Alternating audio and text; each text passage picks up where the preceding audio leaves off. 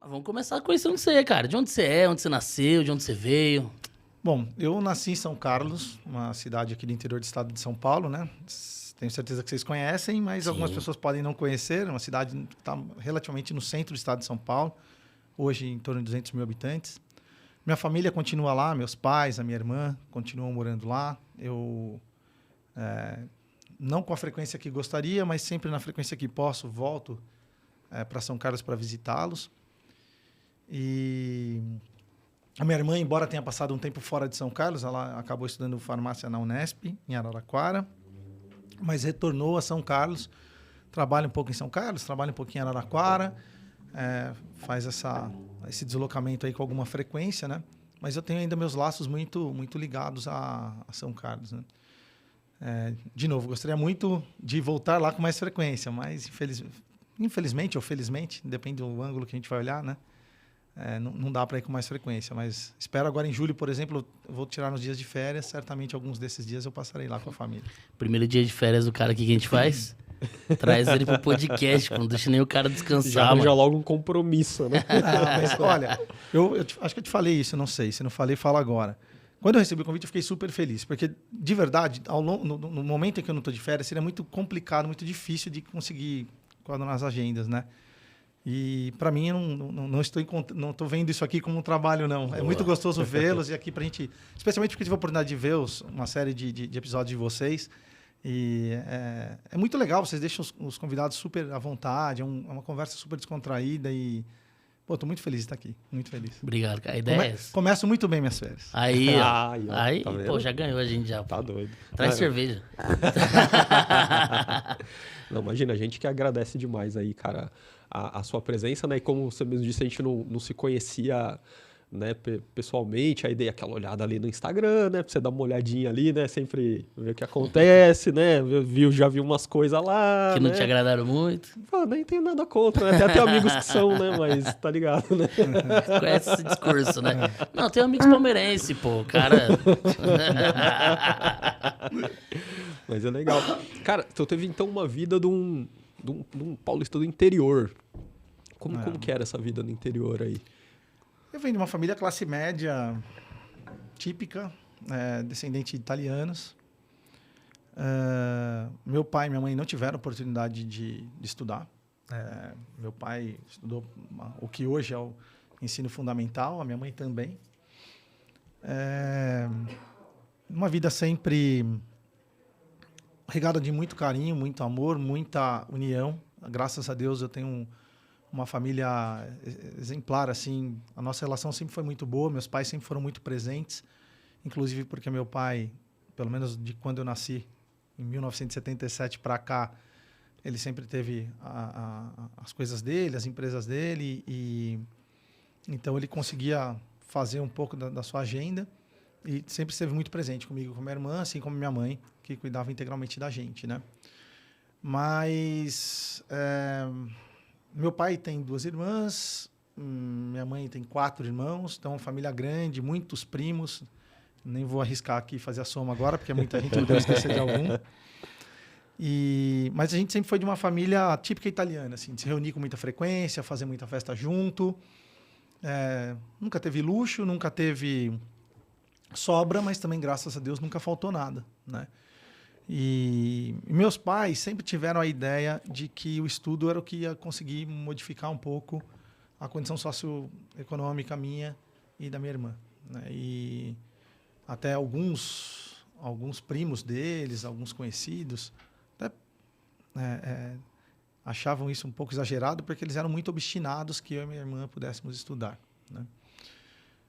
E assim foi. Então, cresci moleque de vila, jogando bola na rua, tentando jogar bola, porque no futebol não dava, né? É ruim mesmo? Horrível. Perdia assim, mais o tampão que chutava a bola? Horroroso. Pô, mas se não horroroso. perdeu o tampão, não jogou bola direito, Pois pô. é, mano. Quem nunca, né? Mas era horroroso. Então eu tive que jogar no gol, né? Uma parte do tempo. No gol, pela minha estatura, já era mais fácil, né? Eu era goleiro, eu sei como é ser ruim ao ponto de você virar goleiro, velho. Ninguém é goleiro por opção, eu Não, acho, né? velho, não é, não isso. é. Você vai lá pagar os pecados por ter nascido sem nenhuma habilidade.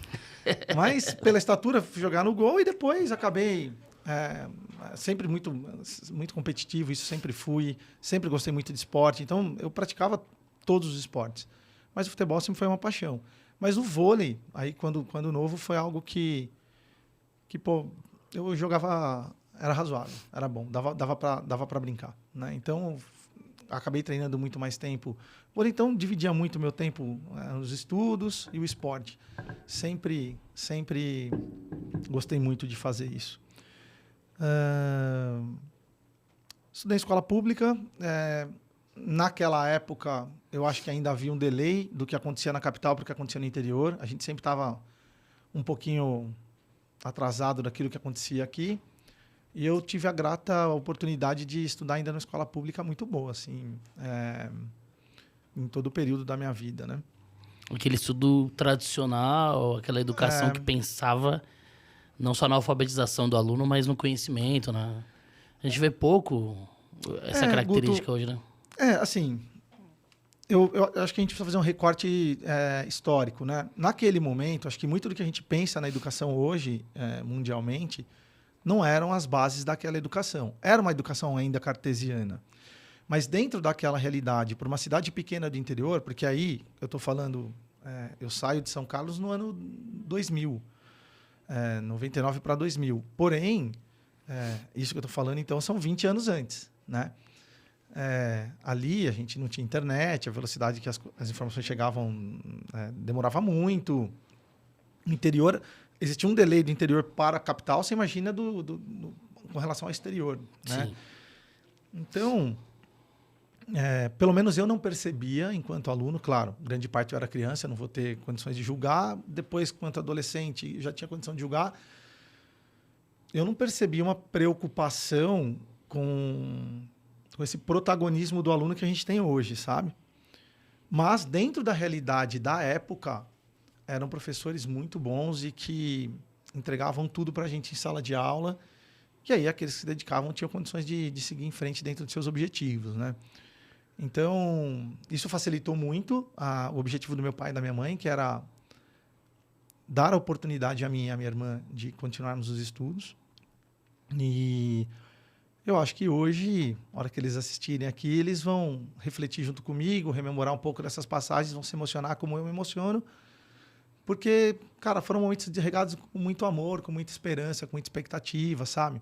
Eu acho que hoje, quando meus pais olham para mim, para minha irmã, eles olham e falam, bom, a gente conseguiu formar pessoas com os valores que nós temos, com os princípios que nós temos, e dentro do objetivo funcional a gente conseguiu, que era oportunizar a eles fazer os seus estudos. Eu consegui chegar até o meu doutorado, minha irmã também.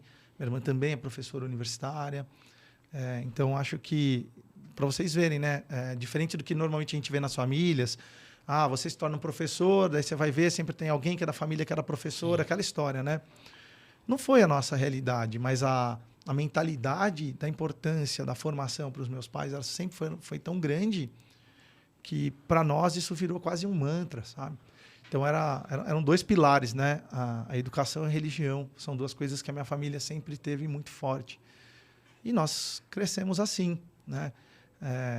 Eu acho que é uma história bem comum de pessoas da classe média do interior do estado de São Paulo, que em grande parte foi colonizada por italianos ou são oriundos de famílias italianas, né? Pô, mas você